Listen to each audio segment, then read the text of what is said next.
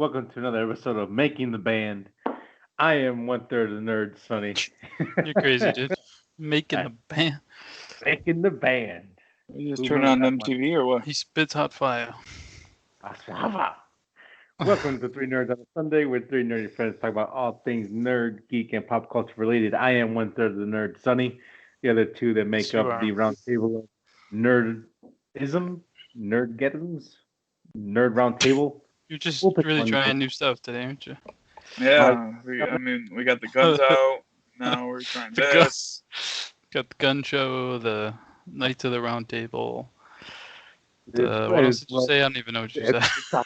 Mike and Manny, welcome to another episode. What's going on, guys? Mm-hmm. All kinds of stuff. Oh, I still don't have a PlayStation, so that's cool. Yeah, those are the woes of the day. Those are the woes. Dom, you got anything else? Vacation. They won't. I guess so. I don't know. I guess not. You, what? For anyone who wants to share. Can you hear me? Personal stuff. Yeah, just anything. No. Nothing exciting, man.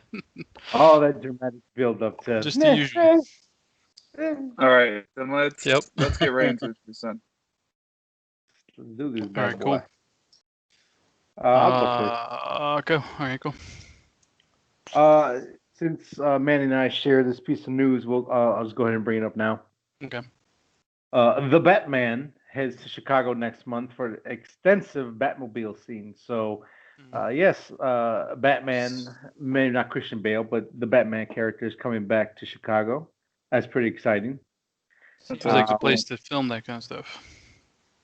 Yeah, I mean, it's dirty. It's corrupt here. Wow. Yeah, it fits. But are they going to use Whacker, or did they say anything, or as far as like where? Nothing's been because you don't want it to look the same, as Well, Whacker doesn't really look the same. I mean, you got a little bit that looks about the same, but I guess it could be any generic underground tunnel. So and they don't have to just use that. I didn't read the article. I don't think it said downtown. It could be different parts of Chicago. So I think we're just assuming it's downtown, but it might not be. But that's good. At least it's back on track. Yeah. Good signs coming. That was pretty fast. They were just like, all right, 14 days. All right, good. You're back. Get your ass back over there. Oh, yeah. I mean, you got to make up for 2 weeks no filming. Gotta hit the ground running.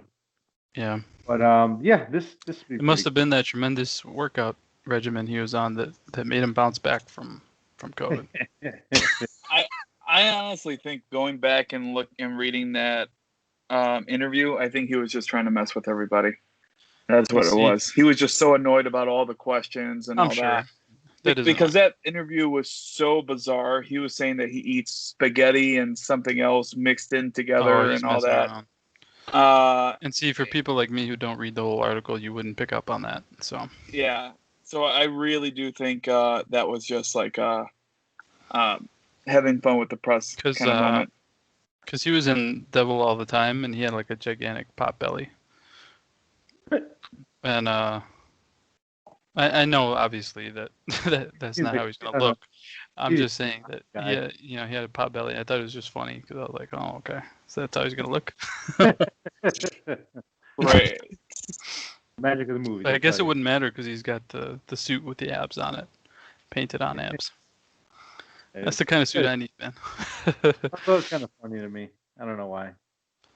No, he looks good in it, and the trailer looks good. So I am like just poking fun, but it looks good though. I need abs too.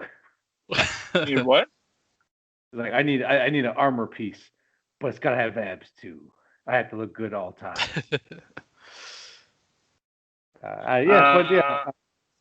So, anything else to add to the Batman or Batman in general?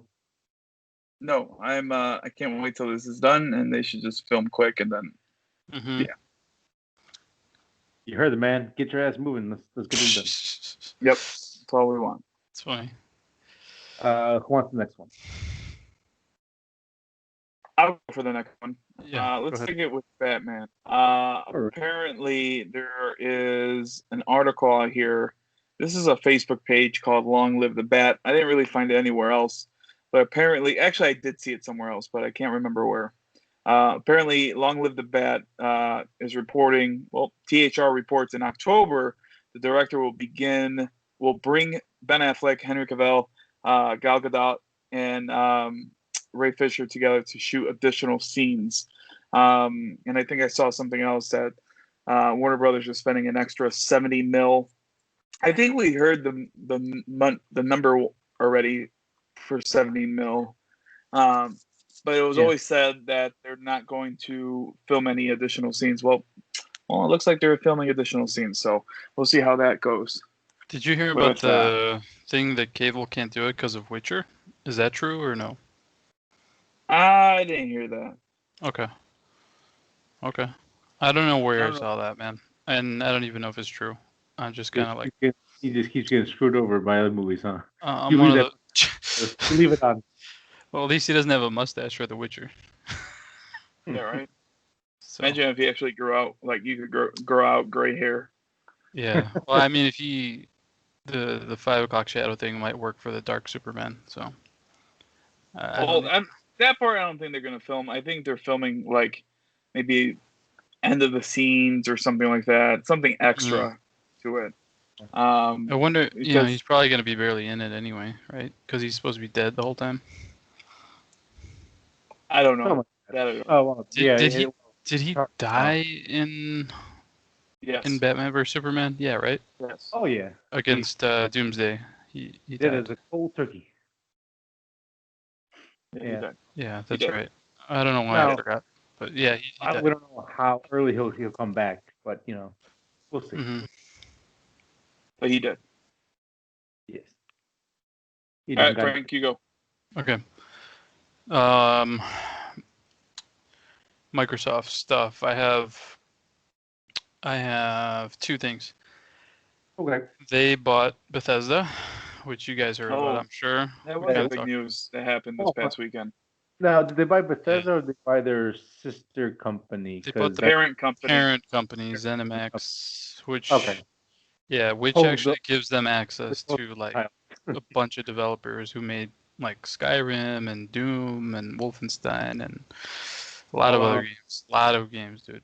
So everybody's like, oh, is it going to be exclusive? And all Microsoft really said was that we're going to look at that one game at a time. But I'm sure they will cherry pick some to be exclusive. If they did Skyrim exclusive, I think people would be really pissed. But, I mean, their whole strategy seems to be the streaming. So if they had an exclusive Skyrim on Game Pass, I think that would pretty much... I mean, everybody would sign up at that point. And also, they said that they're going to keep the already announced exclusive games. They're going to keep the cross-platform games that are already announced. And then after that, it's all fair game, what they do. Yeah, I think there's like 2 left or something that were already going to come out or already had deals or whatever. So they're going to leave those. The deal was, I think, almost $8 billion, which is pretty insane. It was double what Star Wars was purchased for. And I was pretty surprised to hear that. And that obviously more than Marvel. I don't think Marvel is worth, crazy numbers like that. But considering all the properties that they just bought, I mean, that seems like they will make their money back. I mean, who knows how much Skyrim has made because it's been on like 10 platforms and re-released like 6 times. So does this mean you guys are going to get an Xbox? No. If it's Skyrim exclusive, then yes, I would. But they also have to upgrade that platform, that engine. Because if they reuse the same one again, no, man, you can keep it on Xbox. I don't even care. It needs a major... I mean, that thing is like 12 years old, man. That engine's like old as hell. They need a brand new one. It's really like showing its freaking wear. Oh, it showed its wear like in Fallout. Since Skyrim. I mean, that is like the engine was good when it came out, but that game was great for other reasons. But I mean, even in Fallout 4, we all were excited for Fallout 4. Oh yeah. And it was, it was good and everything, but it was just it held it back because of that engine. I think the storytelling helped pull it back a little bit. I think, yeah, I mean, 4 was still good, but yeah, I mean, they really need to stop being lazy and just making new engines. Really, Yeah, that's the thing. And come come on, get swing. Stop trying to cheat people and get these subscription services like in the new Fallout and. Yeah, because they really fell on their asses hard, like I don't know. Oh man, dude. I mean, they've fallen so far from they were like considered the best developer back in the 360 days. Fallout 3 and Elder Scrolls. They were like the top name guys. They're like, oh well, same with BioWare. Those two guys were the best. EA comes in and ruins BioWare. Bastards. Yeah, I think they're doing Dragon Age next, but the other thing with Microsoft is that they were talking about their expansion drive for storage, and the only one available right now is going to be like $200. I think it's actually like $240, man. $240? Okay. I think so. And I think you can't use whatever you feel like. You have to buy theirs. My God. But what I keep hearing is that the big advantage with these consoles is that they're using a new storage type, which helps stuff load super fast, so that you don't really have loading and you don't have a bunch of other limitations. And because it's so new, it's hard to get like third-party cheaper drives that can work with it. But hopefully that will change, the next, I don't know, it could take a couple years, but I'm sure people will, companies out there will be like, oh, there's a gap here in the market where we could create something that's $100 and, 1 million people will buy it versus the $200 version. So yeah, whoever gets lucky enough to start, boom, we're the first guys to make like this off-ramp kind of gonna make a killing. Yeah. But I mean, because it comes with so little. It only comes with not even a terabyte on the PlayStation. And that, as you know, is like maybe 6 games. Yeah. Yeah. Like maybe 6 games. And you have to like play this stupid delete game. And Yeah. And for me, I mean, I'm kind of bad because I leave a lot of crap installed. And I like the option to switch whenever I feel like it and not have to like if if right now after this I'm like, oh, I want to play Batman. I go over there, oh, it's not installed. And oh, I don't have space either. So now I have to delete a game, install this one, and wait the freaking 8 hours to download it. And then I probably won't feel like it at that point. So then I just wasted my time and effort. Yeah, I'm just waiting to stop with all the console bullshit and have that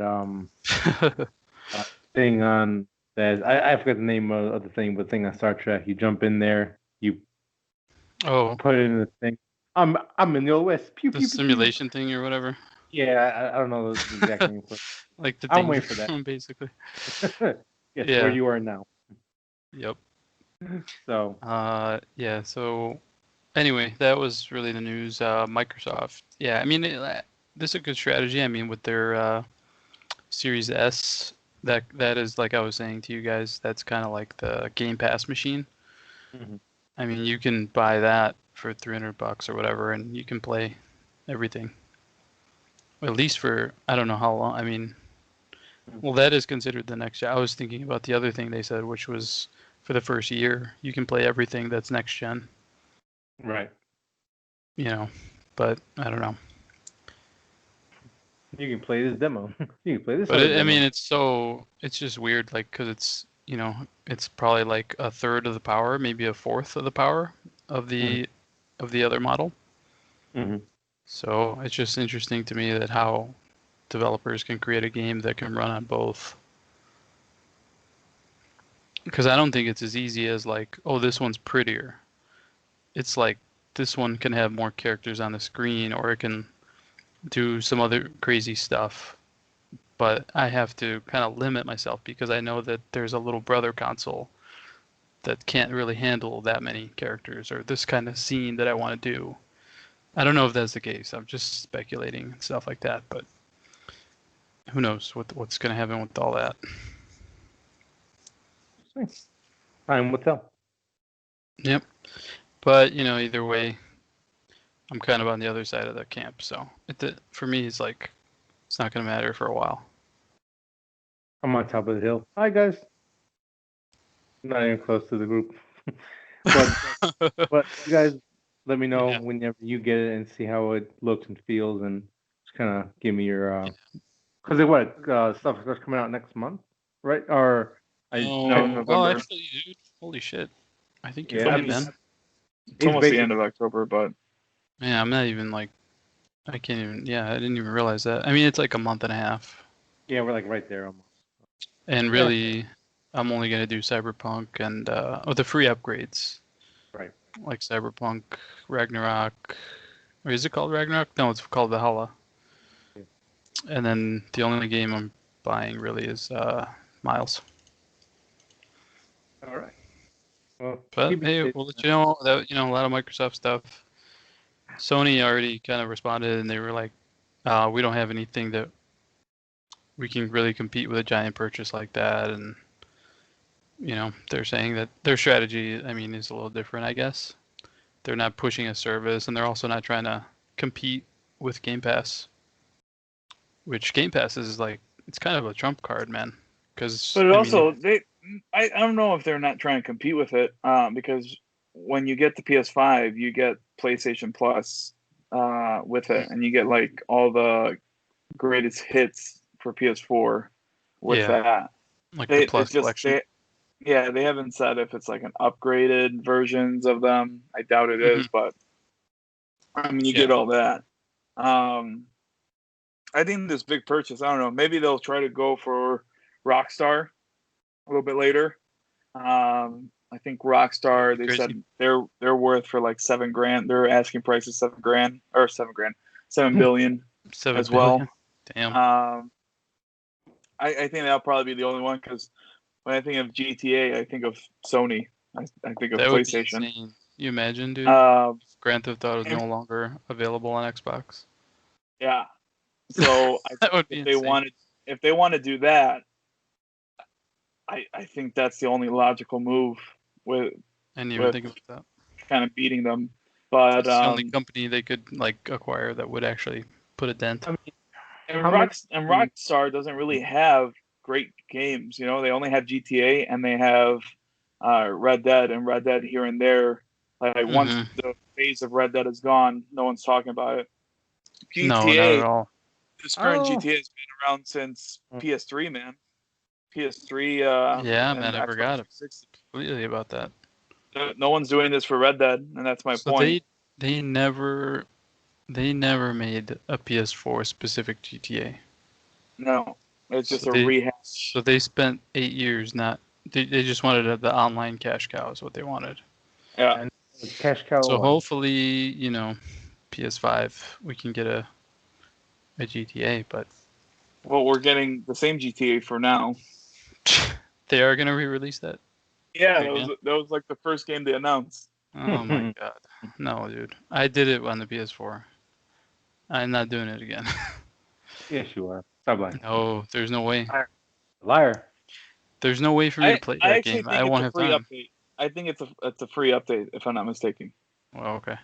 That GTA, I think everyone gets it. It's fun just to piss off the cops, But I can't play the story again. That's like 40 hours. All right, let's move on to the next story. You want to go or me, Sonny? You can go ahead. John Cena will star in his own spinoff, his own DC spinoff for HBO Max. It's a spinoff of his character in the new Suicide Squad called Peacemaker. So yeah, that's all I got. I don't know what Peacemaker. I don't know about him or anything like that. It seems like Gunn will write and direct several episodes in early 2021 before he has to begin work on Guardians of the Galaxy 3. This is from Superhero Hype. They're not saying anyone else. But yeah, so we get another spinoff on HBO Max for Peacemaker. It's weird to make a movie with an actor you can't see. It's crazy. It's what? It's crazy to make a movie with an actor that you can't see. Pretty interesting. What is Peacemaker? I don't understand what that is. He's a character. Suicide Squad 2. Oh, okay. I don't know. I mean, even from the comics, I don't know who that is. So he's getting his own show. Yeah, his own show. To some, even a comic fan like me doesn't even know who that is. You're gonna give him a show. I don't know about that. They're not giving him a show. They're giving John Cena the show. That's the thing. On HBO Max. Yes, it's not about the kid. Because again, like they're banking that John Cena will be the next Rock. I mean, he has his moments in movies, but I just don't find him as charismatic as the Rock at times. Yeah. No, but he's likable. But I mean, he's definitely not the next Rock. No. Yeah, but that's what they're banking on. They're gonna have a hard time finding another Rock. So, well, there's only one Rock. He owns the XFL, guys. One Rock, everyone ever. His ex-wife owns the XFL. Well, she's part owner. And half of his fortune. He's part owner. So it's him for other people. Science. So it's that called was a little Peacemaker. Is that what it's going to be called? Look him up. How he looks. It's so weird. He's basically Captain America who swears. He uses guns. Pretty much. Okay. That's what I got from that. Yeah. I'm sure they're gonna. All right, Sonny. Update that. No, they're not. Oh, I saw that picture. I scrolled right by it because I was like, "That's stupid." Yeah, no sense of humor. But I guess it'll be funny because he's swearing and acting funny. I don't know. All right, man. Moving on to the next articles. Hey guys, you remember that one movie about blue people and a rock called Unatanium? And like sex ponytails? Yes, precisely. Oh, I was like, what? I didn't know where you guys. I got him with the ponytail. Yeah. You remember? I was like, okay, like, blue people, Smurfs. Oh, yeah. I never saw a Smurf movie. Yes, I remember. 11 years ago. So James Cameron has I fell asleep during the midnight show. In typical Frank fashion. You fall asleep to everything, motherfucker. Yeah, I do. Yeah, James Cameron has finally announced that, hey, Avatar 2 is 100% done, and Filming? Avatar, yes, and then Avatar 3 is about 90% done with all its filming, so about 10%. Like not editing, right? Like no, it's gonna take him another year to get all the blue people in there, and all the all the editing. I'm assuming. So what? 2023 you might see the second movie. Yeah. Let's see here. Well, pretty crazy, man. That's a lot of time. It was supposed to be released in December 2022, and then the production got pushed back about 4 months. So yeah, it's probably getting pushed to 2023. Hooray! It's insane. Question mark. Does anyone really want this anymore? Yeah, no, I do. I mean, I will watch it. Visually amazing. Story was such a rehash of Dances Wolves and Last Samurai and what's the other movie? About the Mohicans. It's the same, It's but it is. I did like the movie though. I will watch it. I think because for me it came out of nowhere. I didn't watch it when it first came out. It had the name Avatar, and I thought this was like Avatar, like Nickelodeon. I'm like, I don't want to see this shit. Wait, I don't remember that cartoon having blue people in there. Wait, this isn't the same thing. All right, let's skip school and let's go watch it. Came out of nowhere for you. It was one of those. It was one of those first movies too that would have like the good 3D in it. I remember going to IMAX to watch it, and it had some good 3D. So yeah, I'm down for it, and especially he kind of sold me on. He said he's gonna do something special with filming underwater and all that, and take a look at Pandora. So yeah, I'm down. I'll watch it.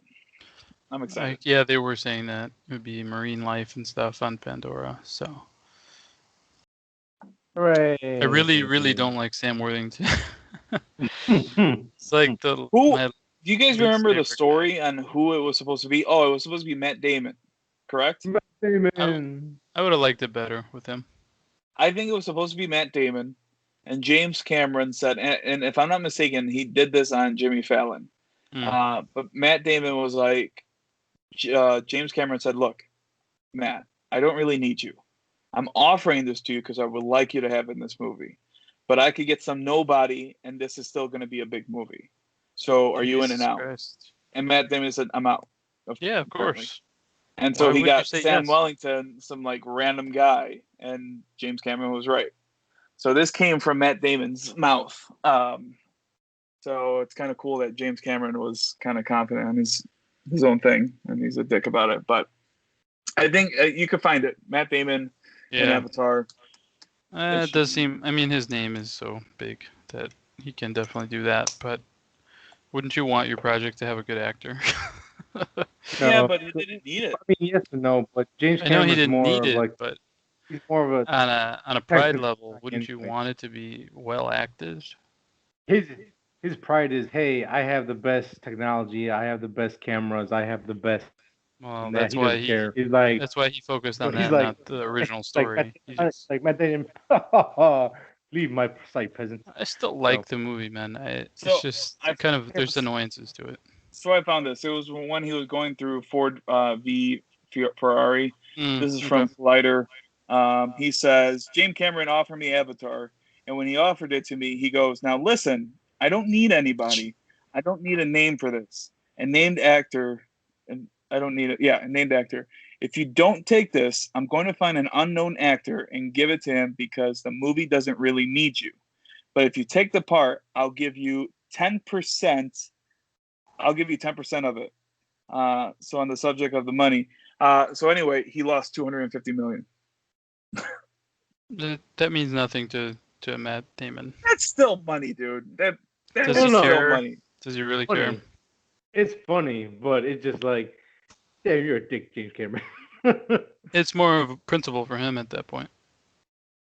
Yeah, it's kind of addicting, dude. Hey, listen, you're a useless piece of shit. I don't need you here. But hey, if you want to, I don't know if it was like that. So this is kind of funny too. So he goes on and says, "Who's the main guy from The Office who plays Jim? I can't pronounce his last name. John Krasinski. Almost doesn't matter." So they're writing the movie Promised Land, and he tells him the story, and he put what, and he stands up and he starts pacing in the kitchen, and he goes, "Okay." He goes, "If you had done that movie, nothing in your life would be different. Nothing in your life would be different at all, except that right now we would be having this conversation in space." That's funny. So that's pretty funny. So yeah, I guess apparently no, 250 doesn't mean shit to him. So you're right. But yeah, I mean, I understand it's like incredible amount of money, but I don't understand. He's at a point where he's like he's doing it for the fun of it, or projects that he's actually interested in. Yeah, because he's gonna keep getting work until he dies or retires or quits. He will keep getting whatever he wants. Yeah, I mean, he likes to do more volunteer work anyway, so he just works to stay alive. So good for him. See, the guy who has like a ranch, and he's kind of like one of those guys. Everyone has a ranch. Didn't you know that? Pretty much, right? They all try to stay grounded with a ranch. They're like, how do I work it? I don't know. I just have. Oh, okay. I don't know. I got enough money to work it. So what's the next piece of news we got? Yeah. Good. So what's the next piece of news we got? Scrambling. I'm just saying words until I find mine. I got another one. I have Marvel stuff, but you can go ahead. Frank, you wait. Mine is Marvel. J.K. Simmons explains a creative conflict over Spider-Man Far From Home cameo. Let me go into this a little bit.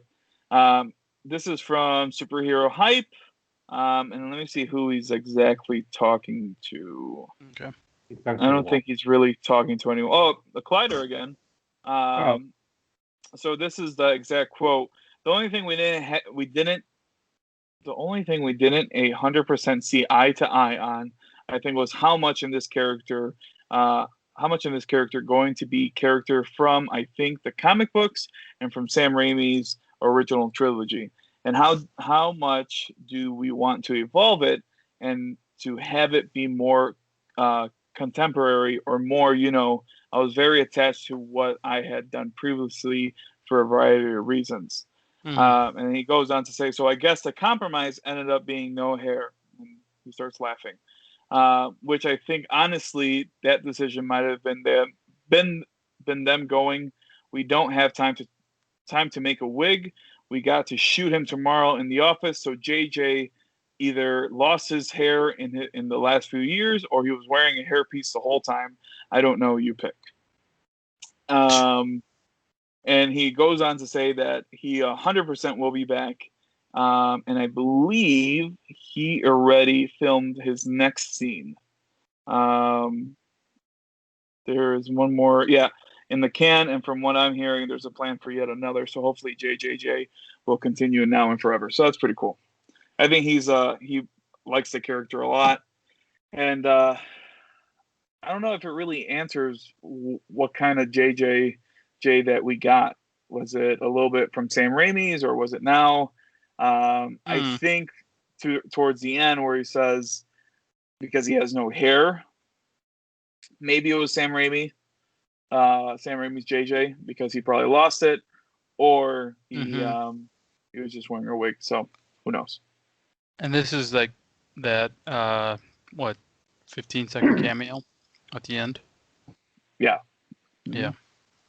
I mean, it felt Raimi the way he talked. Maybe that's just him, the way he. The funny part is, while I'm talking about the hair, is that he has a quote in, I think, Spider-Man 2 or Spider-Man 1, where he talks about who he trusts, and one of the people he mainly trusts is his barber. Yeah.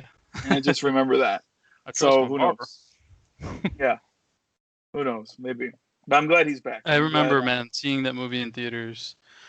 I don't know how old were we, Sonny? Like, I was like 15. You must have been like 11. Something like that. 11, and when we heard him talk for the first time, we were just like, wow. Like, it was just amazing. Like, it was like such a big part of the movie for me. Like, I was just like, damn. Like from a character, you don't really care about, but the way he portrayed it, it was just like freaking beyond perfect. It was just, it was like a comic character, man, come to life. Yeah. So perfect. And what is it, like 20, no, not 20 years, but maybe 15 years later, he's doing this. But I mean, the creative difference, is he saying that he doesn't really want to do that? Like another cameo, or what? No, I think it was more, he didn't understand where the character was coming from. Or what character portrayal it was. Was it either Sam Raimi's, or was it a brand new version of J.J. Jameson? I think that's where it kind of... That's a good question, because it's like, this is a hybrid. I mean, because it's a different company, but the same character, but, so you can go anyway, really. Yeah. I agree with everything you guys. I mean, for him, it's like he's trying to figure it out. He's like, how do I act? And they're like, I don't know, man. Just fucking do the same thing. Just do the same thing, but different. Yeah, it has to be a different JJ. What are we talking about? It has to be. Because this is not Sam Raimi's JJ. It's just cool that he's back as JJ. Yeah. Oh, I guess the creative difference was, how different do you want me to be from Sam Raimi's JJ Jameson till now? Yeah. Because it's not... Damn, I don't know. That just mind-fucked me. Yeah, I know. I was thinking about it. Because I was thinking from his point of view, he's like, how do I act this out, man? Act it out how you would. There's no hair. I'm glad he's back. Yeah. So. Yeah. What's the next one? Frank, did you find yours? Yeah. Marvel stuff. Marvel has delayed all the MCU movies for quite some time. basically whatever schedule they had this year, if things were normal, they just shifted all that to next year. So Widow comes out like spring, and then Shang-Chi and Eternals, throughout the year. Mm-hmm. Like late summer and then fall, or late fall, early winter for those movies. So they pretty much just kicked everything back a year for those movies. So they're not, doesn't look like any kind of digital plans for any of that. Which is makes surprising sense. and is not surprising at the same time. Mm-hmm. Yeah, that's pretty much it, what I was thinking. But I mean, I guess it just makes you, depending on where you are with what you want. I mean, I guess they have the shows to fill in some time, and maybe they have 3 shows between now and Widow. I don't think And they're then gonna they have were 3 also, shows. they might do 2, I think. They'll for sure have WandaVision. Because Wanda is this fall, isn't it? You're saying by the time Black Widow comes out in May? Oh, yeah. maybe. Yeah. So I guess it all they have depends some on MCU stuff until then. Yeah, it all depends on when they finish filming Winter Mhm. Soldier and Falcon. So Black Widow is coming out May 7th, 2021. Shang-Chi, right? I think it's Chi, yeah. Yeah. July 9th, 2021. Internals, November 5th, 2021. Spider-Man 3 is December 17th, 2021. That's kind of cool. That's weird, having Spider-Man during Christmas. Thor Love Thunder, February 11th, 2022. That's actually kind of cool because that's near Valentine's Day. And then the most, I think, interesting of them all, Doctor Strange in the Multiverse of Madness, March 25th, 2022. The weird part is that WandaVision is supposed to go straight into Doctor Strange 2, and that's kind of far. So that's interesting. We'll kind of go off of that. We'll see what happens. Yeah, maybe by Thor, I need more Marvel. But at this point, I'm satisfied with Marvel. Like, there's sort of characters I still want to see. Yeah. Like, I still want a Ronin series. I want that. I don't really need that. I know, but that scene was so cool. I want him to go around killing mobsters and stuff. But it just more stuff I don't need. I think it's more. It would just be him going, my family. That's true. It's like one note, man. It is pretty one note. But I just like that scene a lot, man. I was surprised by that scene, so that made me want it. But yeah, in hindsight, it's like, it's gonna be pretty one note. Like, oh, my family's gone. You must die. Why are you such a piece of crap? Everybody died. The other thing, did you guys hear? They said a Nick Fury show would be coming out. Yeah, it just came out today, did it? Yeah, I think it was. I was almost thinking if it was another date or something. If I wasn't burned out, I'll be burned out now. Yeah, I don't even know. But I mean, they were saying, Sam Jackson is on board, and I think they could probably do, because what Captain Marvel, the final scene. Where the hell did that take place? In the 90s, though, or no, present day? The last scene? The scroll thing, the whole scroll thing. 90s. I think there's still more to do there, so I don't know if the show would be about that or what. But I keep forgetting, and Captain Marvel reminded me of this, though, that Sam is like 70 something, isn't he? Isn't he like in his 70s already? I think he's the same age as Bill Murray. So if you know Murray's age, because even though they did the whole facial reanimation thing on him in Captain Marvel, his movements during action, they're a very old man, and I was like, so how the hell are they gonna do a show around this guy? Like, it's crazy, man. I don't know, man. I mean, as far as that, like, I know he can do it and stuff, but that doesn't change the fact that the man is like 74 years old. Sam Jackson. He's more of a personality. Like Sure. there would be. I'm pretty sure there'd be some action scenes, but they can just kind of go, hey, improv this for a minute, or let's have some dialogue and bring in a couple characters that kind of like matches wit. I think it'd be more fun. Build a show around that, can't you? Apparently, you can build a show around anything. Now, how long? How long? Even the last? Peacemaker. I can't tell you, but if it's gonna work or not, that's I can't say. He was born in 1948. 58. Well, he's an old man. He's 73, something like that. So, he's got to be like, God damn, that guy is like the most successful son of a bitch on earth. Like, no, motherfucker. There you go. Sorry, you're right. But man, dude, that is insane. Well, he doesn't know to work. Do what you gotta do. Yeah. Anyway, that was all my news, Marvel stuff.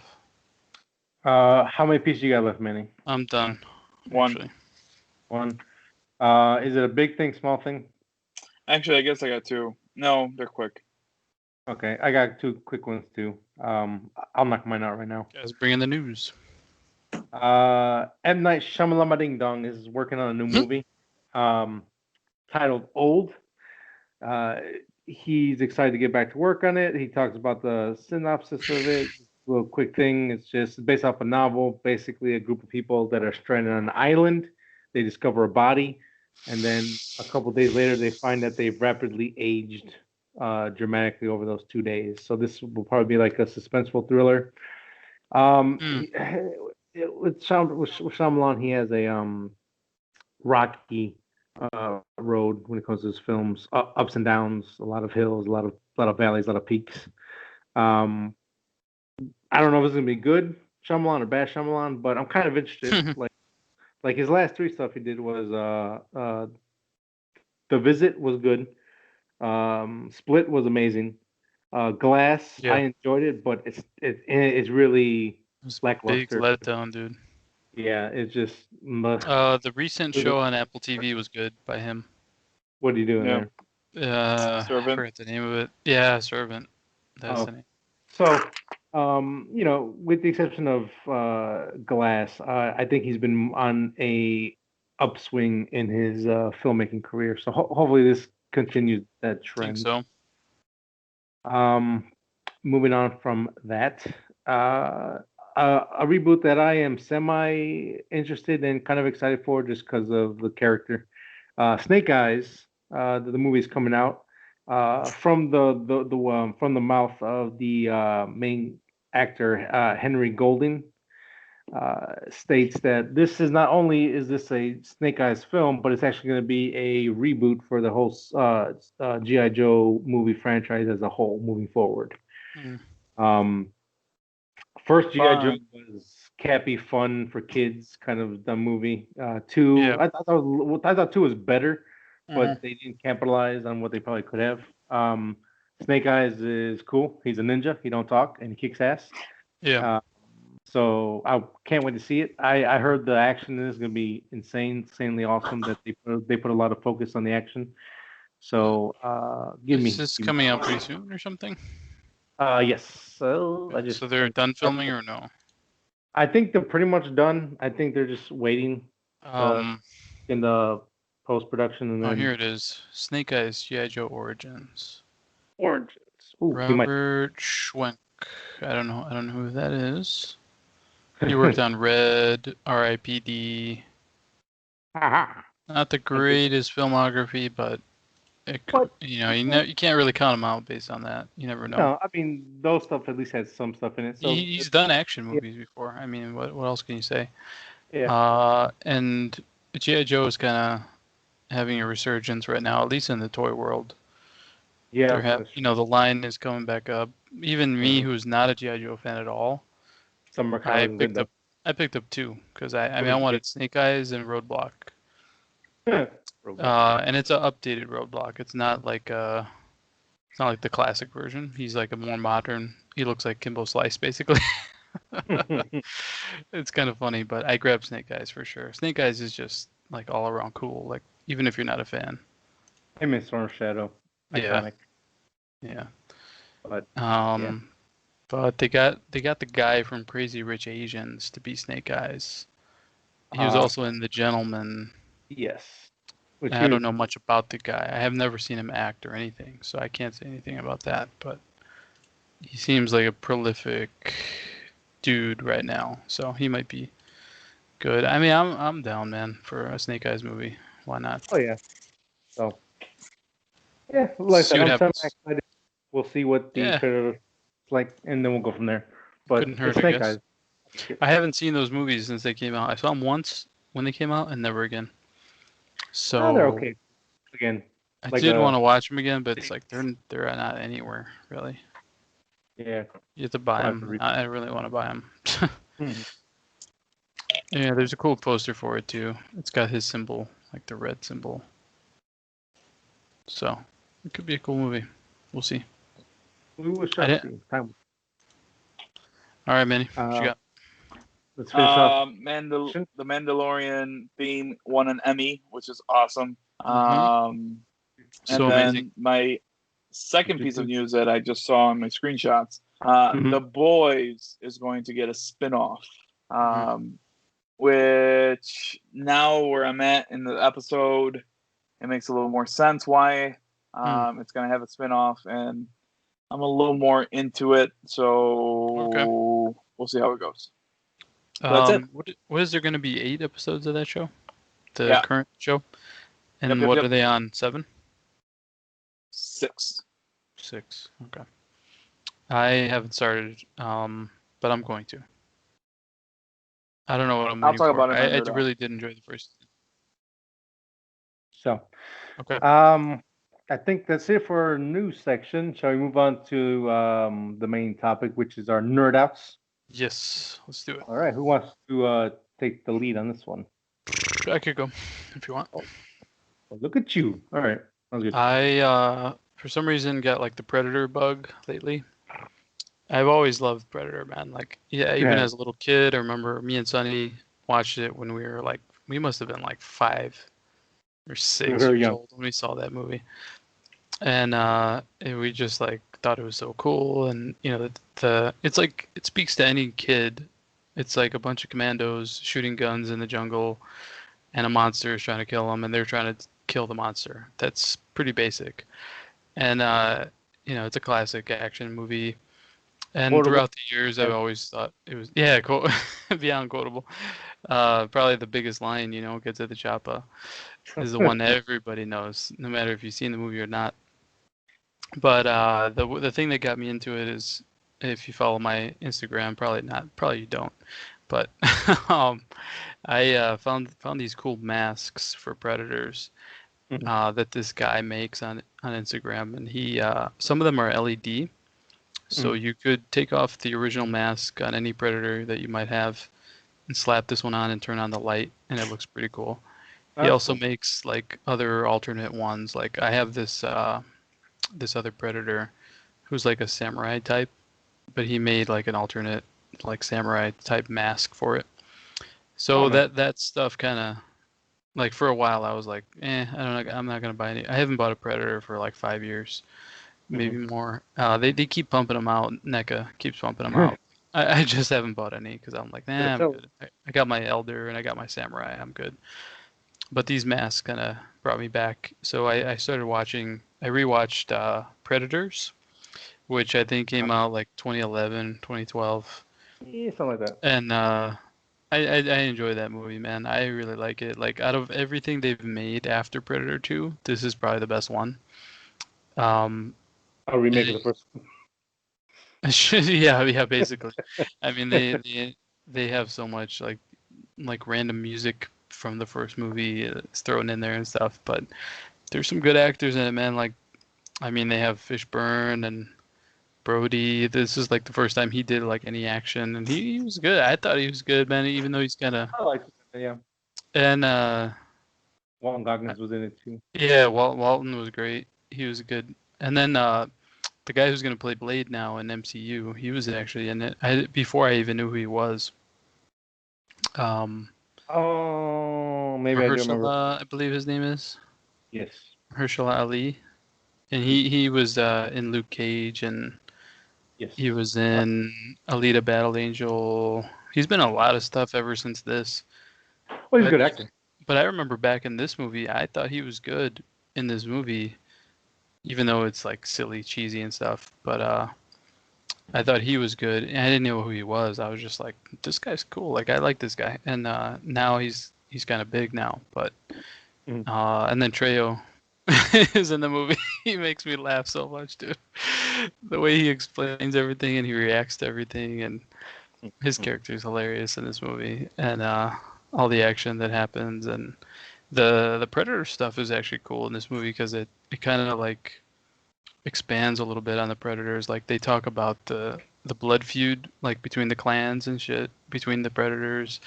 There's like new Predator stuff like the dogs and the little Falcon drone that they use, and so it kind of expands on Predator as far as like lore. So this movie, man, I thought it was cool. So I rewatched it because of those masks. And yeah, if you go to my Instagram, I have pictures of those, which are kind of cool. So I've been kind of like Predatoring out this week. That's the only one I rewatched was that movie mainly because of those reasons. But that was what I did really. I really want to see a scene of Schwarzenegger getting interrogated. I promise you, he had the mouth of a spider and he had dreadlocks. Like, this guy it's funny when she starts explaining, yeah, like his. Oh, dude, that would be funny as hell. Like I could see it as like such a parody, like him, like I don't even know. And then I called him an ugly motherfucker, and he he said it back. It's like fucking hilarious. He started laughing. Yeah, he's laughing. And then he pushed buttons on his wrist, and then boom. I don't know. I don't even know. That's probably a terrible expression. No, I just the chopper. I like how you turn. I was sitting on the chopper, and I was just staring in the distance. That's funny, man. But yeah, it's like I just got it way into Predator after that. So the movie's still good, man. For me, it holds up. It's cheesy BS, but it's got good action and it's a lot of callbacks. There's some cool actors, like character actors. They're all playing like archetypes.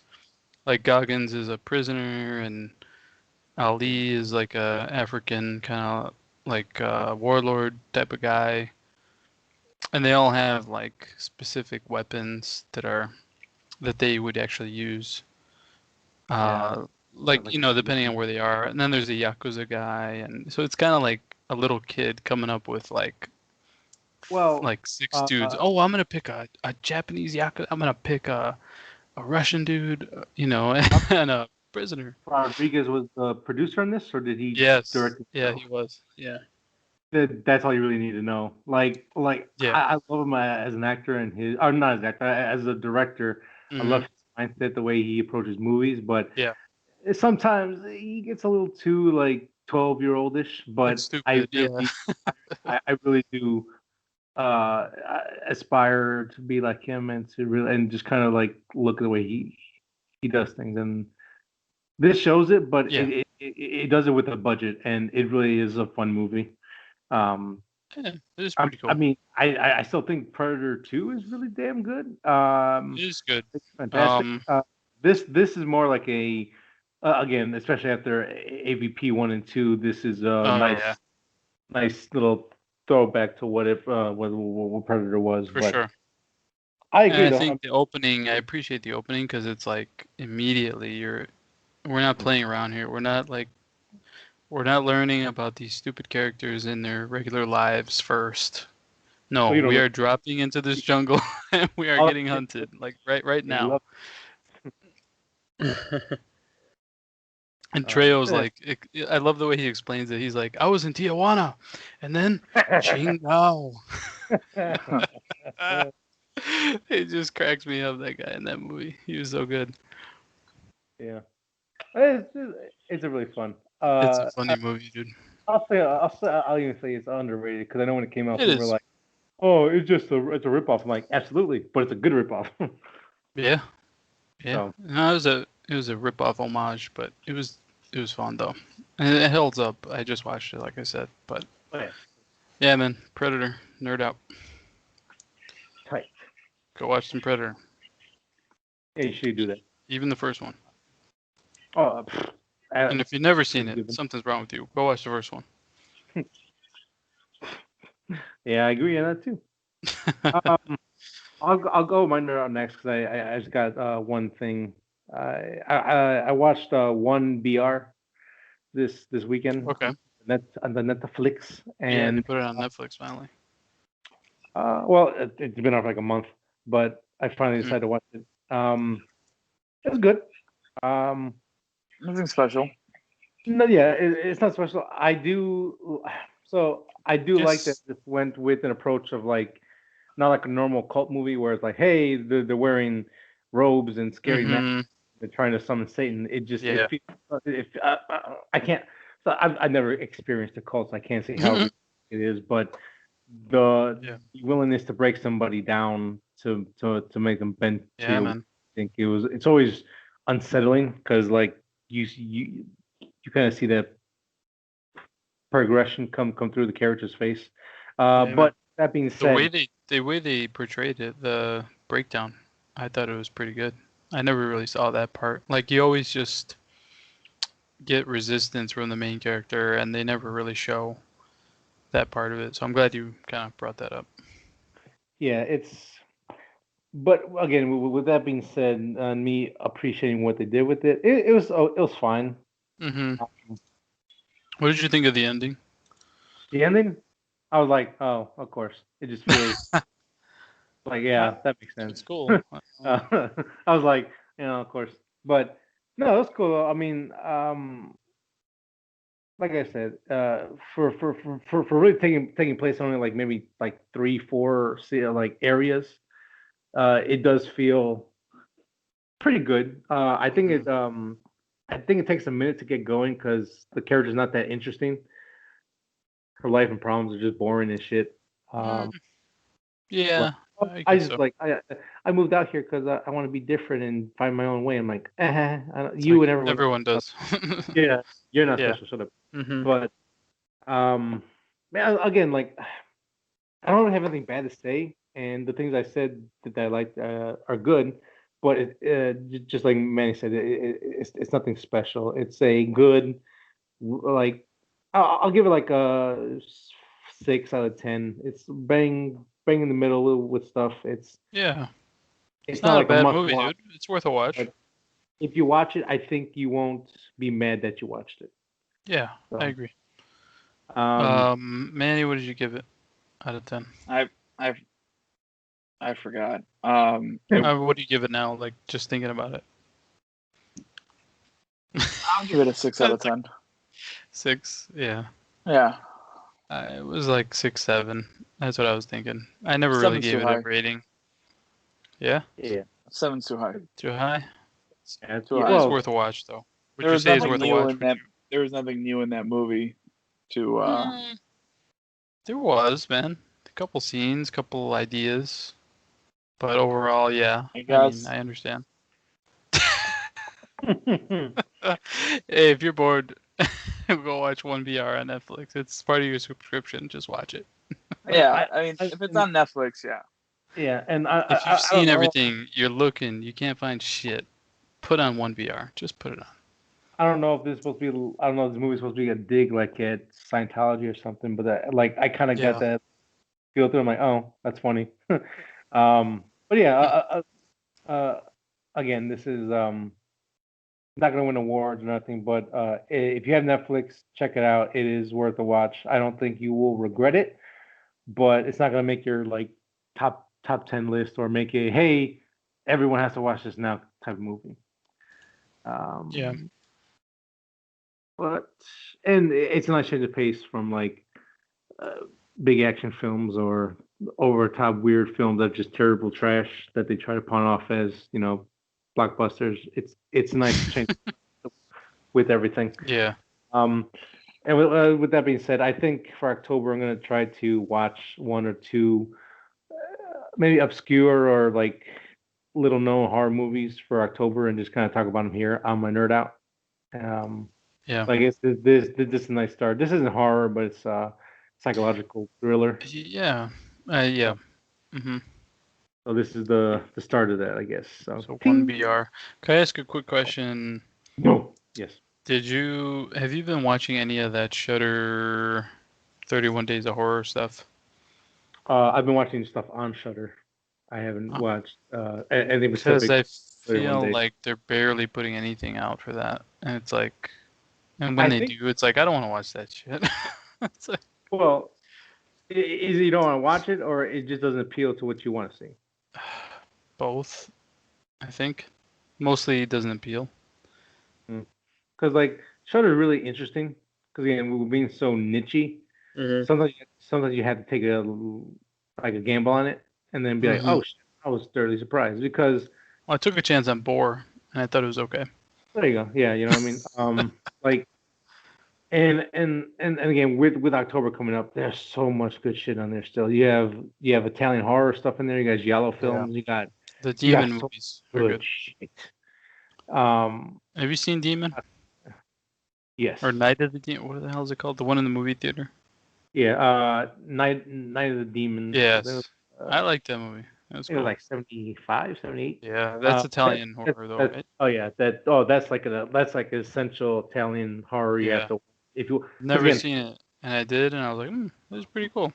I will say Italian horror is very specific, very nichey. But if you can watch, I would say watch Night of the Demons, watch Beyond, and if you kind of like those films, you're gonna love what comes next. Like more, yeah. Yeah, because like Night of the Demons, I think is more out of all the Italian films. I think I would say it's a little more mainstream because there's more action, there's more things happening. And then watch The Beyond. It's a slow burn. There's a cool story, stuff like that. But if you can get past that and look at the visuals of it, if you can get past that movie, I think you'll open your eyes to some great horror stuff. Because the Suspiria was an Italian film as well. Came out in the 70s. That's part of that whole like resurgence of like Italian horrors. This very, I don't want to say like, oh yeah, it's kind of meanish in the way people die, and like the visuals. Like I think I want to say The Beyond starts with like a priest hanging himself in a graveyard, and so it's like these visual stuff that they normally wouldn't do. They push the boundaries to be not to be like offensive, but to be like, hey, we can push we can push art and we push the genre into something more. You know what's funny? Go ahead. Oh, go ahead. Finish. Oh, that's fine. No, I was watching. If you guys know about this channel on YouTube, Dead Meat. Heard it. He does like kill counts for horror movies. Oh, but he also gives a lot of behind the scenes insight, and he was talking about one of the Rob Zombie movies. I have not seen them, but I have watched the kill counts, which is like kind of watching it vicariously. But there was a scene, and there was the real life actor was like, he was telling Rob, he's like, this is really bumming me out, like acting this out, like doing like abusive stuff or things like that. And Rob was like, simply, he just said, art is not always safe. And I was just like, damn. I mean, shit, dude, he's right. I mean, like, that's not like the shocking part like that. Like, when I watch some of those scenes, it almost makes me stop watching the film and like not wanting to continue with it, even if I was enjoying it otherwise. But that kind of like that one line kind of was like, damn, dude, like, I don't know, that like that's part of it, but maybe my mind doesn't get it. Like I take it literally, and I don't really take it artistically. Actually, it is funny to say that because the scene that pops on my head, I think they did an interview with either Rob Zombie or the actor in there. It was House of a Thousand Corpses. It was right towards the the Cenobite, the old lady that he's like harassing. No, there's a guy with an axe, and he comes at the chick in the movie, but it wasn't a fake axe. It was a real axe, and he told the to swing at her, and he goes, "Well, we figured she'd move, so." Well, and he was like in a mask that he could barely see. Yeah, so he's like, "I just figured." Yeah, dude. That's what I like about his videos is that he gives a lot of backstory, or not backstory, but behind the scenes that you would never know otherwise, and it kind of adds a whole lot of layers to the movies. But yeah, I mean, it goes back to what you're saying about the Italian horror movies, like where they have that shocking moment, and I mean, the Americans like they adopted that eventually, but I don't know how. Like Phantasm, the opening scene is pretty effed up. And, what's the other movie? The Reanimator has some really like crazy scenes in there, like, especially towards the end. I'm like, what the fuck am I watching? Why am I watching this? So I don't know. Shudder's like a mixed bag, but if you've seen a lot of classic, I don't know if it's really worth it. Like, unless you want to rewatch all that and watch some. Hard to get. I would. That is true. Like the Demons, Night of the Demons is hard to find. There's a lot of those stuff that's hard to get, and the only place you're gonna watch is there. Unless you want to watch a bootleg on like YouTube. You know, I saw a. I hate to keep cutting you off, because you're nerd out, but as you're just making me like think about all this. But I recently saw like something that said that Shudder has I don't know how many millions of subscribers now. I was kind of surprised. They have a lot of subscribers now.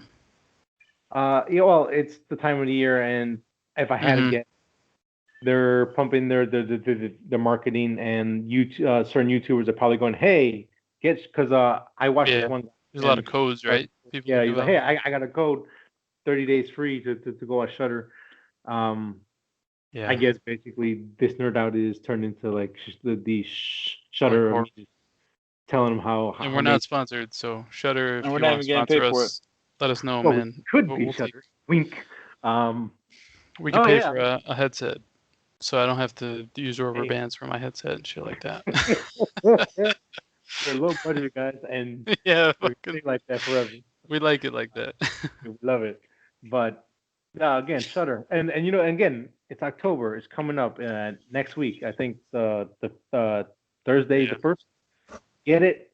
You're gonna have horror to watch all month long. There's so much good stuff on there. You can go from zombies to Korean to Japanese to Italian to 80s slashers, ghosts. Everything you want is on there. They got some great documentaries.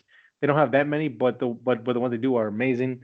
Their original stuff is kind of hit and miss, but the Peep show, that's really good to watch that. And then they have exclusives like Mandy, which some good stuff. Just go now. Just get it. Just trust me. It's worth it. Wait till after even the if you only do one. Go. Yeah, wait till. Or you can do both. All right.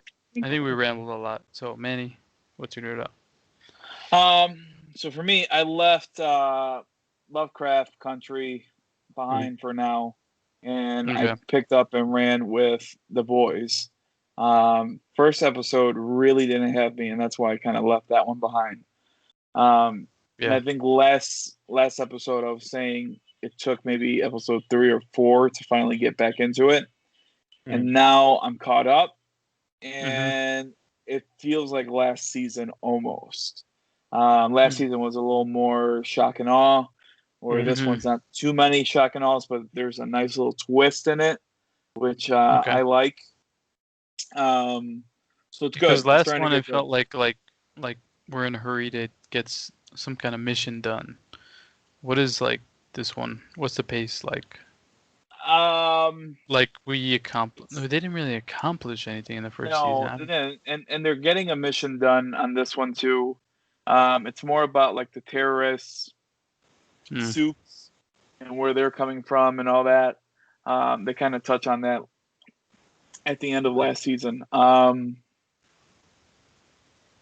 yeah, I mean, Butch and his crew is trying to stop the soups, and soups are doing their own kind of thing. It's not even really the soups; it's really just Homelander, who has gone a little bit more crazier. So very good. What else have I been doing? It seems like they're almost like they're like unaware of the boys, right? Like they're kind of just like so wrapped up in their own bullshit that. Yeah, they don't care. They don't care. They don't even know that somebody's after them. Like that's how crazy they are. Yeah, they know. Like Homelander and I think Starlight and all that. They know the names of the individuals, but they don't really care about them. And you find out. Well, they don't see him as a threat. Right? Yeah, you find out a mission a little bit later. So there's some cool stuff. I really like that it pokes fun. I didn't watch the new X-Men movie. What was it called? New Mutants. New Mutants. No. Oh, New But Mutants? apparently this the most recent one kind of pokes fun at New Mutants, and then the one before that one pokes fun at Batman versus Superman, which was really cool. It kind of makes fun of all the DC kind of stuff, which is awesome. And they make fun of the comic book movies and stuff like that. So I think that's why I really like the show. Okay. It's good. We also, Violet and I started watching Ratchet, which is based off a character from from One Who Flew Over the Cuckoo's Nest, Nurse Ratchet, Mildred Ratchet, and it's good. Like it. It's very, very American Horror Story, because the person who made American Horror Story is making this one. Okay. So, and even the actress is, Yeah. Yeah. And there's some actors that show there. I think we're on episode 4 or 5.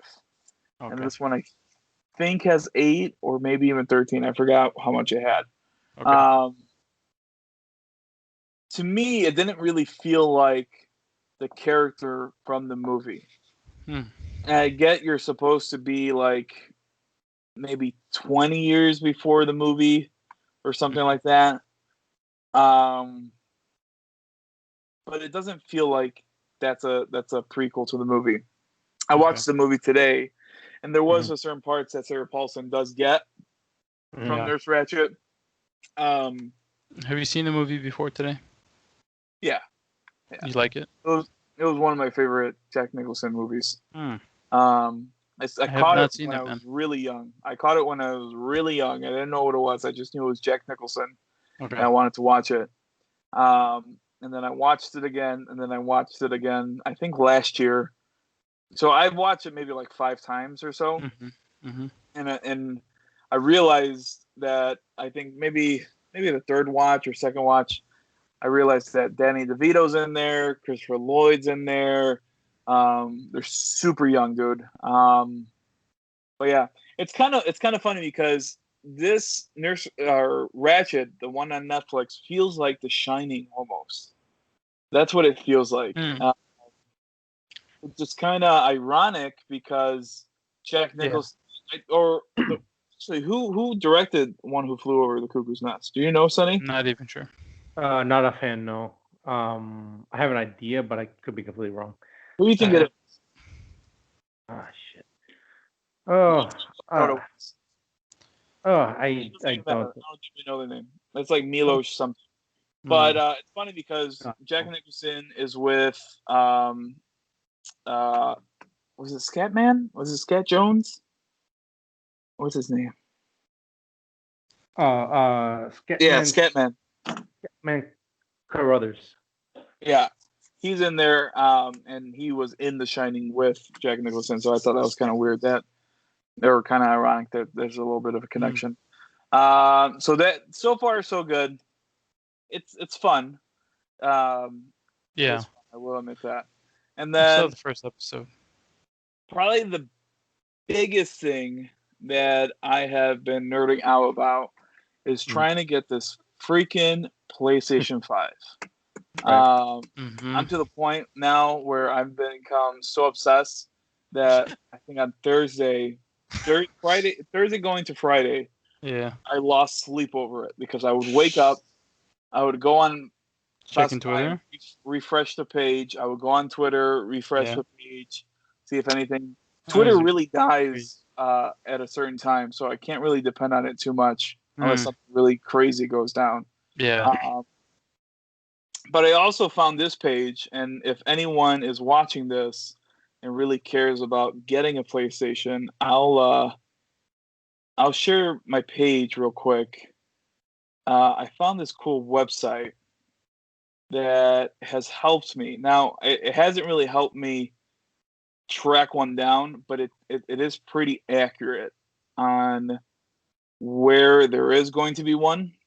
So let me go see if I can start. You guys see my real time, folks. Real time.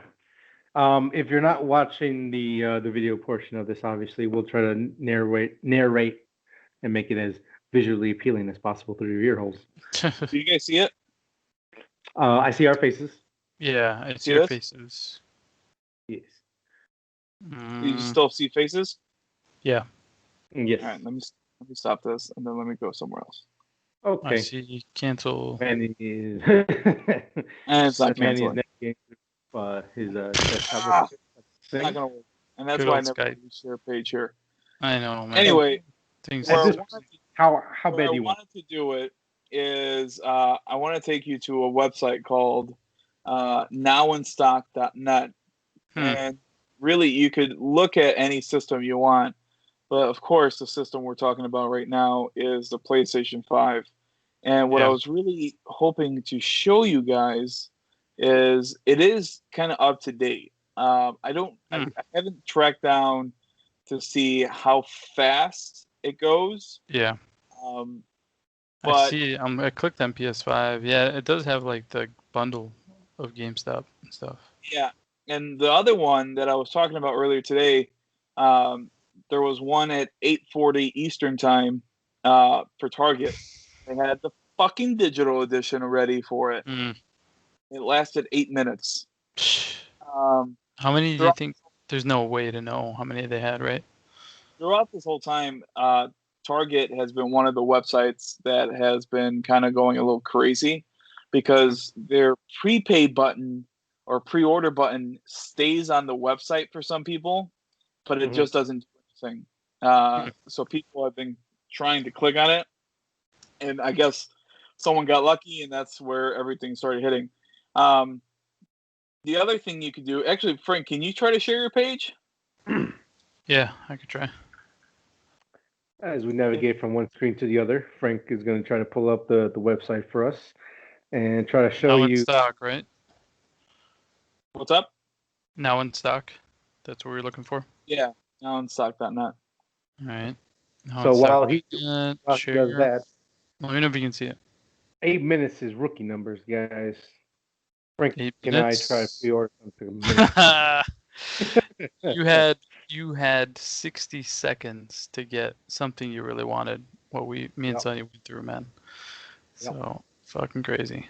But when you get to there it is, PlayStation. Yeah, PS5. And then there's the GameStop one I was talking about. What does it do if you hover on this? What does it do? It takes you straight to the link of it. Okay. That's pretty nice. We can hit it after the fact, but go down. Where are we going? Down here? Go all the way down. Oh, okay. I just figured out. Yeah, this is the time. Dude, that's what I was talking about. 8:40 Eastern yesterday. A little bit more down. No, today. And I just found that they have a comment section. Dude, and this website is fucking 1995. It works better with on my tablet. Various retailers, 17th. Okay, no, comments. Those are the ones that I'm talking about. And those are pretty accurate. So now what I'm going to do, every time I go on this website, I'm going to check those comments and see if anything goes alive. That's tense. This guy's just... But I just don't know how accurate or how fast this is. So I look at this page and then I go to Best Buy because that's who I prefer to buy it from because of my store credit. My second option will be Amazon. And then my third option, I think it's going to be Target. And then from there on, whoever has it. Freaking Meyer, man. Yeah. See, if they would have kept that in Berwyn like they should have. Yep. Meyer had PlayStations for 24 hours. I just read a lot. Which is crazy talk. Super crazy talk. A lot of Target pre-orders canceled though. Yeah. Wow. Shit, guys. How did they open it like that? Because Target. It's Target. GameStop. Yeah, I mean GameStop's kind of Tarzan. Douchebags. It makes sense though because they are so like on the verge of bankruptcy that they would do a bundle. Yeah. To make you buy extra crap. And we were trying to keep up with the whole because these retailers aren't telling us anything. They're just dropping them and they're not doing crap. Go crazy. The only one that was Sony telling said us retailers will tell you. It's like, no, they're not, dude. They're not saying shit. It's been like a week and they haven't said a damn thing. The only person that was telling us something was GameStop. So the Facebook page and the Twitter page kind of came alive, and we're posting on maybe there's a rumor that GameStop was going to do it. There was a rumor that GameStop, I think The Verge said GameStop is going to have you pre-order both. As Thursday night came along, you started finding out that it was only going to be, actually GameStops that closed on Thursday night, they put up posters, a little piece of paper that said how many copies they're going to have of pre-orders for each model. No GameStop, from what I saw on Twitter, had any digital models. And all the GameStops had about, it ranged anywhere from 4 to pre-order. The highest was 7 to pre-order, which was nuts. So yeah, it's just been, I mean, it's fun, but now it's just kind of over. And now I'm like, do I want to just stop? It's not fucking fair, dude. It's like, we're gonna tell you. I signed up. I remember I signed up for like 6 retailers to email me when they're available. I haven't got a single email from a retailer. Not one. And so it's like, what the fuck you guys doing? Like, and if you go down to that page, like expanded history, I guess Walmart. I didn't even see this. Walmart did something at September 18th. Like, no one's really had anything. 26 since the 18th, right? Yeah. When was that? Pre-order started like on the 16th. On the 16th, okay. Yeah. So Best Buy has only been on here, and I'm looking through the dates, and they're on point. The only thing is, they are pretty. The only thing I don't know. Updates every 5 minutes. How much to the date, like to the time, does it update? So, well, it says every 5 minutes, so they could miss it by 5 minutes, and then by that time you might be screwed. Yeah, because one lasted 8 minutes. Because everything's gone in freaking 5 minutes. And there's a little refresh button at the bottom. So now on stock.net, I found that on Twitter. That's an awesome website.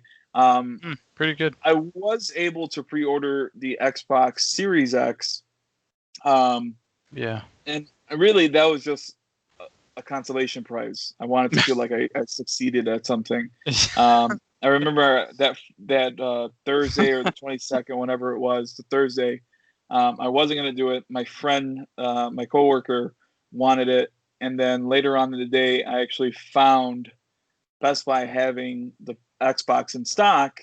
And I kept trying to hit it, and it wasn't working. And then it finally worked. And I'm like, nah, fuck it. Push it through. So I put it on my credit card. So it's a consolation prize. I don't think I'm going to keep it. I bet you can find a trade, man. Somebody. I don't want to do a trade. Xbox for PS5. I don't want to do a trade because I'll lose money on that trade because I really want the digital. Oh, okay. Yeah, I don't I'm kind of surprised about that. I want a digital? Saying. Yeah. In a way I am, in a way I'm not. I guess that's the theme of this fucking show. In a way I am, in a way I'm not. No, I want digital 100%. But now, like, I'm even teetering now. If I find a disc, do I just buy the disc? And I think I'm just going to buy the disc. Just to have something. Yeah. I would. I remember I couldn't find a digital. They were freaking, even on the first day, like I said, man, the first 30 minutes of that first day, there was no digitals to be found, man. I couldn't find a damn thing. I will say that I think I liked, as crazy and as pulling out my hair it is for this whole thing, I think I prefer more Sony's mess up on pre-ordering and these random pre-orders. Because really, at the end of the day, this is what we would be doing if we didn't have the internet. We would go to all these stores, drive up, hey, can I pre-order something? It's better than driving up to all these places. Yeah. Now the difference is that they'll say yes, you can pre-order. I've never been denied to pre-order something, which is kind of weird. But it also could be a sales tactic with the whole thing. So, yep, that's basically my nerd out. I'm having fun. I'm also stressed out. I think Violet told me today she has never seen me so disappointed ever in her life. That's terrible, man. No, dude, yeah. it feels. These pre-orders are ridiculous. Like they make you feel like that, and then, like you could definitely like say like that's ridiculous or I can't believe this is affecting you that much, but it does, man, because like sure. It's too much, dude. Like I mean, we keep saying this, but me and Sonny we're trying to get these figures, man. Last night, and dude, it was a bloodbath, dude. Like there was like literally some of these characters, there was one available, and there was like hundreds of people on the website. So all over the world. Yeah, so it does feel, man, freaking. That's crazy that you said that, though. I just like imagining that, like, damn. Well, and the thing that's bad is like, there's no good communication. They're just like, sorry. Sony's like, sorry. These guys will tell you when to order, and they don't. Well, I mean, like, we don't know shit. Like, we don't even have a date. We don't have nothing. We're just like checking every single day. Is it really Sony though? Because like they gotta have some control. Apparently not, since Target can do whatever they want. Everyone else wants, apparently. If it's true that they're canceling them, then Sony's not telling them what they have, what they can fulfill. So that's annoying. Well, then technically the stores aren't saying anything, then they don't know. So people can't get mad at anyone until they say, if they said officially we do it this way, and then they go, oh, we lied, haha, then you can kind of go out and say it. Now, again, I haven't followed this as you know, I haven't kept it close to my chest like you guys have, but it just seems like a lot of people are just assuming that, oh, well, they're not telling us, so obviously they're doing something wrong. But if they don't tell you, they're not doing anything wrong. You know. But they said that they would, though. Mad. That's the problem. I'm definitely not mad at Sony for this whole thing. No. Like I said, I would prefer this rather than what Xbox did and tell you the time that it's going to drop, because I mean, you could have bots get it. Yes, absolutely.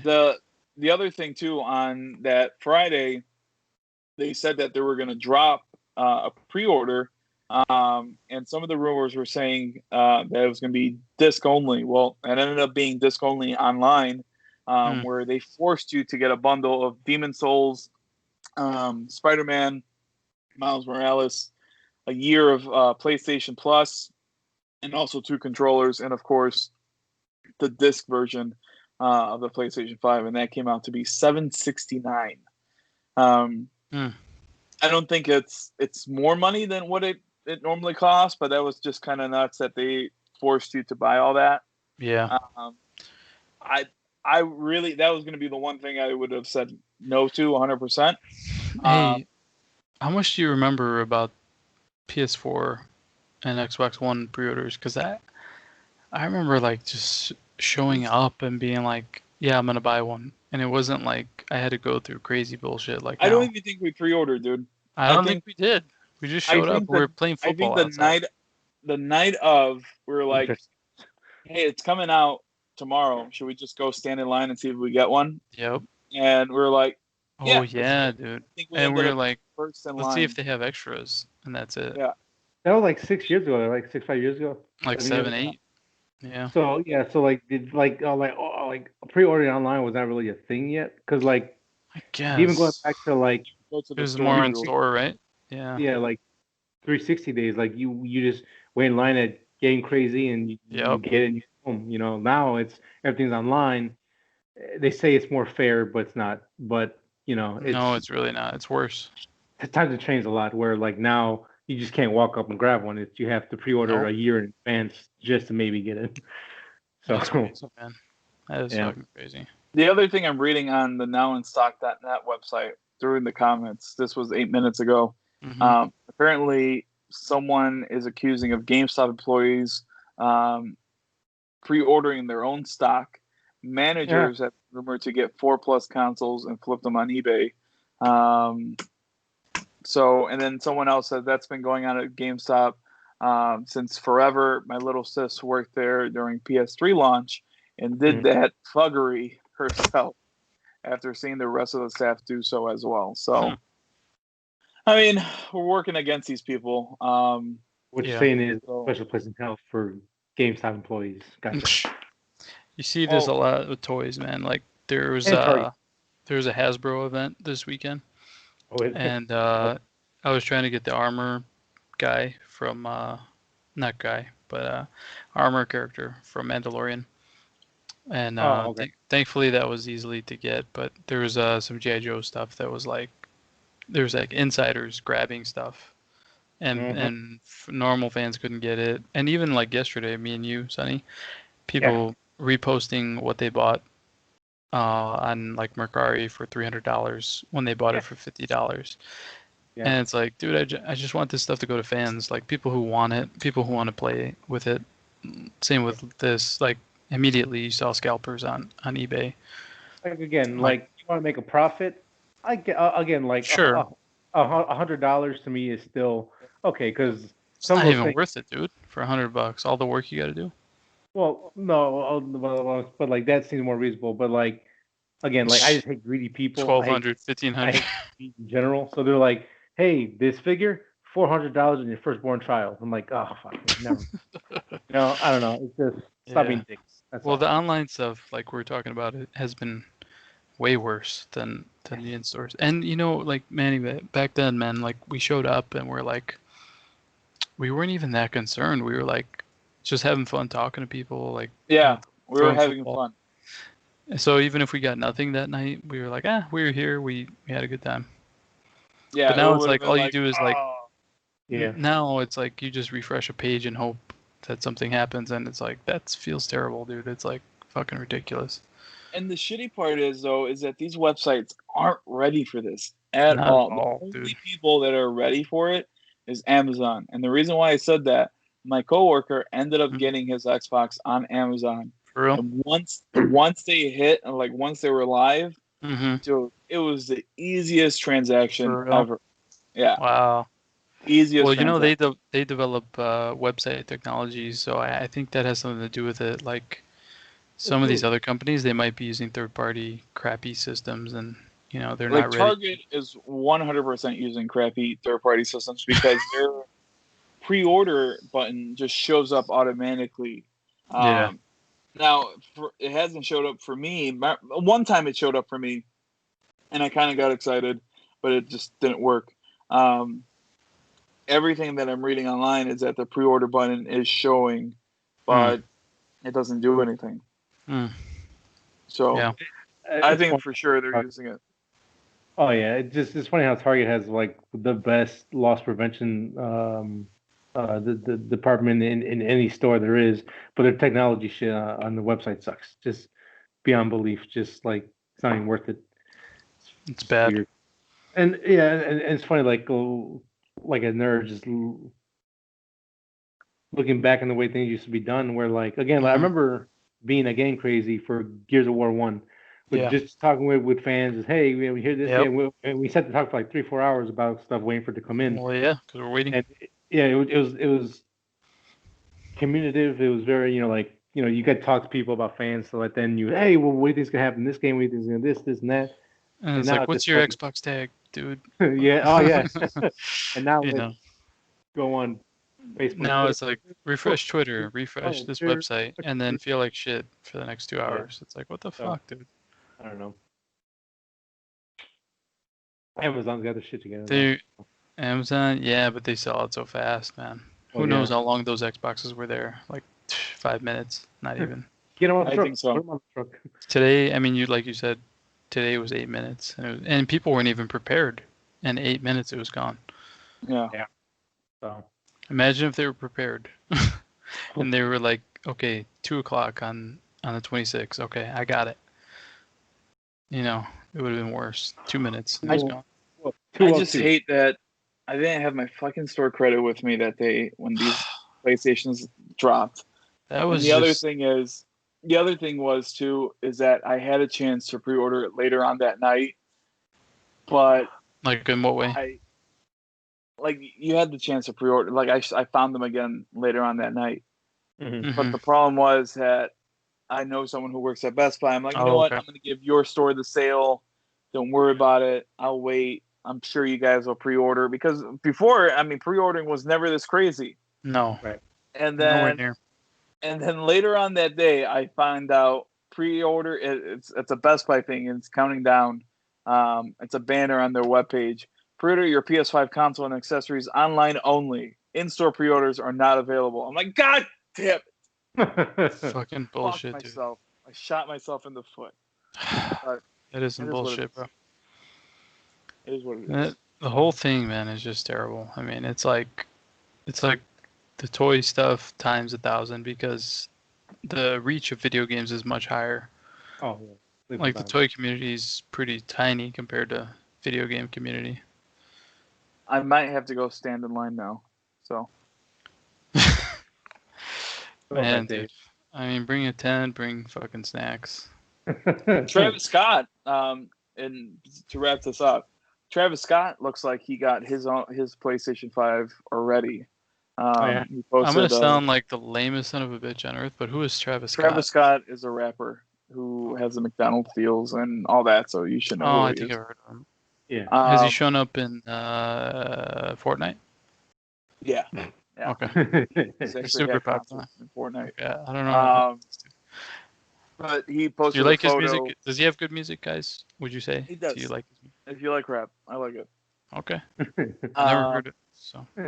But he took a picture of his big ass TV. It's like a projector, and then he has the PlayStation 5 controller on his lap.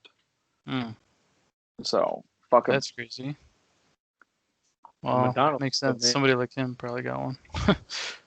But that's really it. That's my nerd out. And keep trying, man.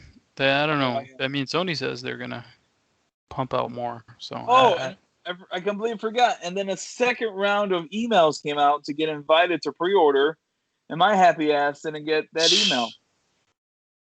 God damn. And there was a lot more emails going out this time because a lot more people were talking about it. This one guy, there was like a thread where people were trying to theorize like, wow, how you get that email. And because originally Sony said they're going to look at your history and decide. But one guy said like, I'm like 80% PC, 20% PS4. I really don't play that much. And I got the email. So it's like, dude, this is completely random. Like, there's no way this dude, they looked at his history and they were like, yeah, give this guy an email. Like, it's like. But then how did you get it? I have no idea. I really don't.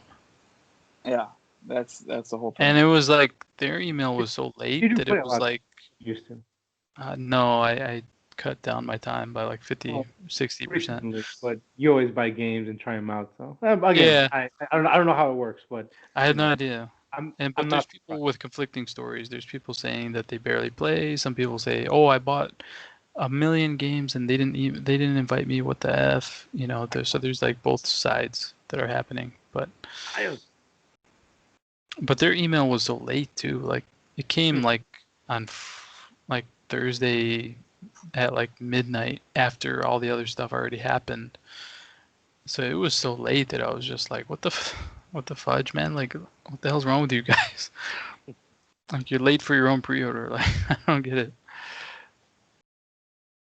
I don't even know. Crazy stuff, man. I hate it, dude. Honestly, I hate the online crap.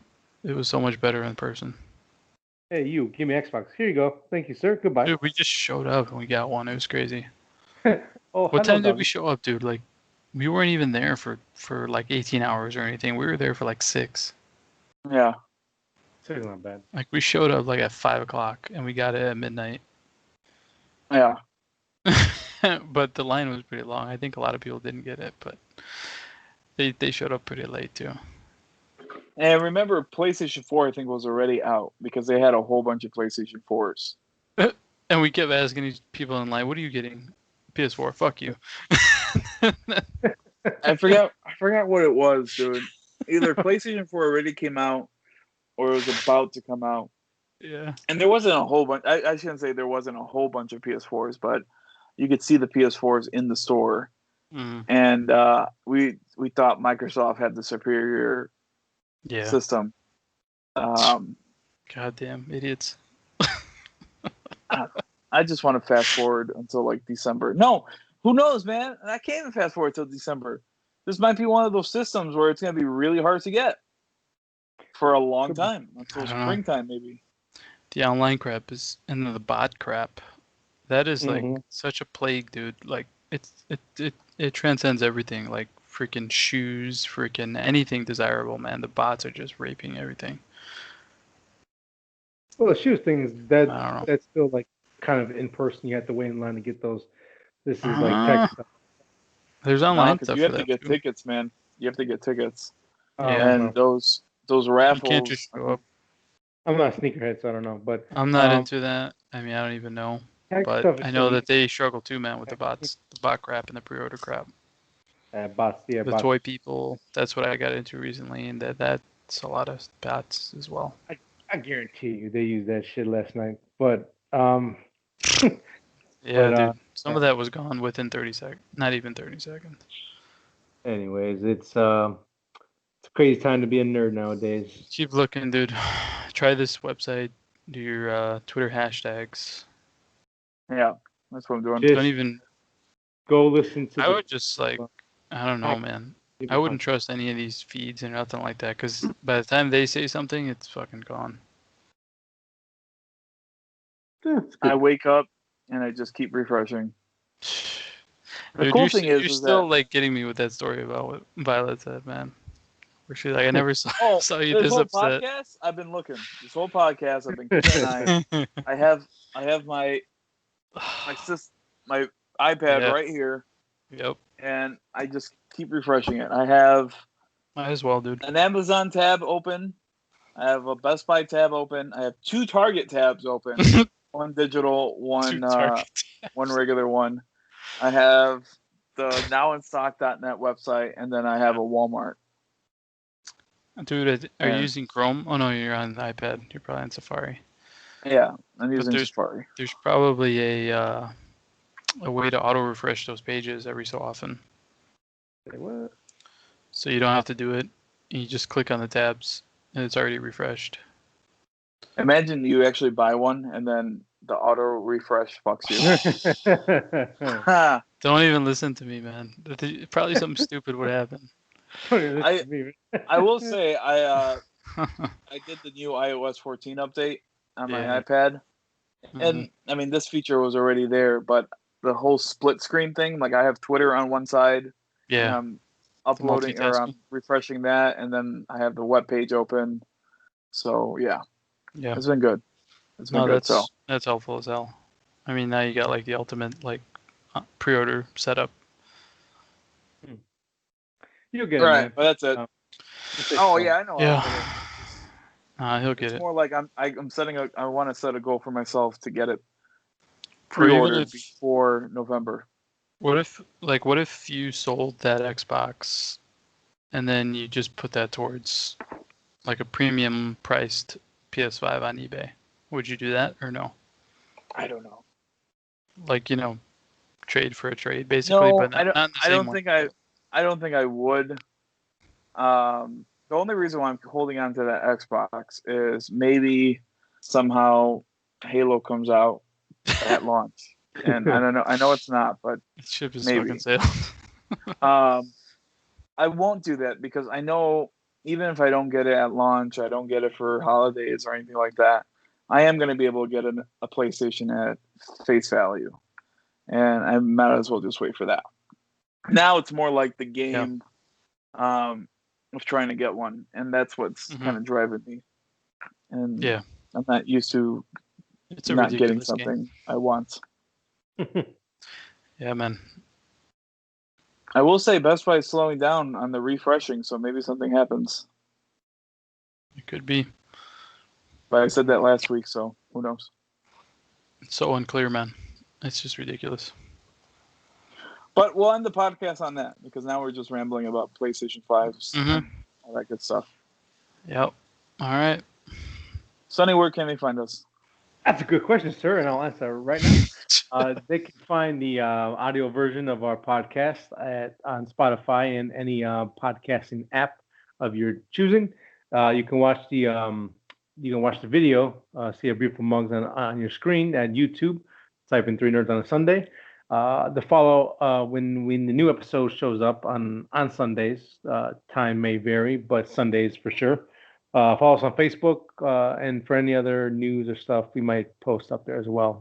We do have a Twitter, but we're active predominantly on Facebook. That's it. Yeah. So that's another episode in the book. You know what? Thank you guys for listening. If for some reason this is your last show, good morning, good afternoon, and good night. Dude, are you trying too much new shit, bro? What's the last show? I like to throw in movie quotes. No, I said if this is your last show, listening, goodbye, good afternoon, good night. I like to throw in like them going to sleep. And forget y'all, I gotta go to the bathroom.